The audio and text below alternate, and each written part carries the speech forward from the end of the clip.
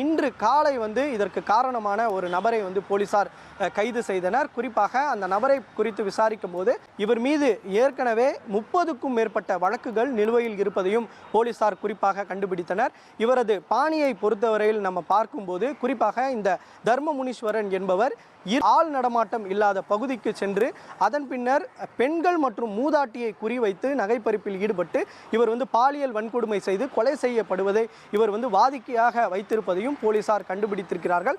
அது மட்டுமின்றி கடந்த 2020ஆம் ஆண்டும் இதே போன்று தான் எட்டயபுரம் பகுதியில் ஒரு மூதாட்டியை படுகொலை செய்து அது தொடர்பாக வழக்கும் நிலுவையில் இருந்து இவர் கைது செய்யப்பட்டு சிறைக்கு சென்று ஜாமீனில் வெளியே வந்த பிறகு மீண்டும் இந்த மாணவியை இது போன்று கொலை செய்திருப்பதையும் போலீசார் கண்டுபிடித்திருக்கிறார்கள். இவர் மீது பல்வேறு வழக்குகள் நிலுவையில் இருக்கிற நிலையில் இவரிடம் தீவிரமாக போலீசார் ரகசிய இடத்துல வைத்து விசாரணை மேற்கொண்டு வருவதாக தகவலானது தெரிவிக்கப்பட்டிருக்கிறது.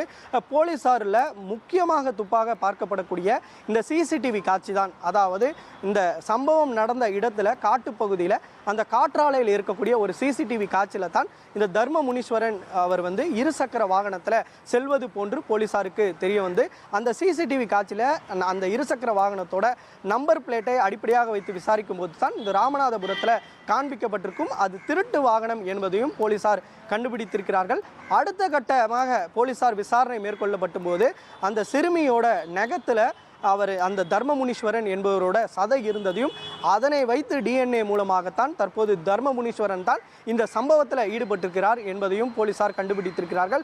ஏற்கனவே பழைய குற்றவாளிகளோட புகைப்படத்தை இதே பாணியில் யார் யாரெல்லாம் இந்த கொலை செய்வார்கள் என்பது குறித்து விசாரணை செய்யும் போது தான் இந்த தர்மமுனீஸ்வரன் என்பது தெரிய தற்போது கைது செய்திருப்பதாக காவல்துறையினர் தரப்பில் தெரிவிக்கப்பட்டிருக்கிறது.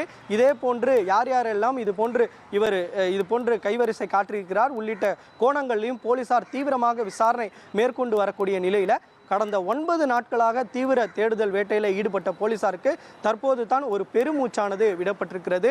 ஏனென்றால் இந்த வழக்கில் குற்றவாளி கைது செய்யப்பட்டிருக்கிறார்.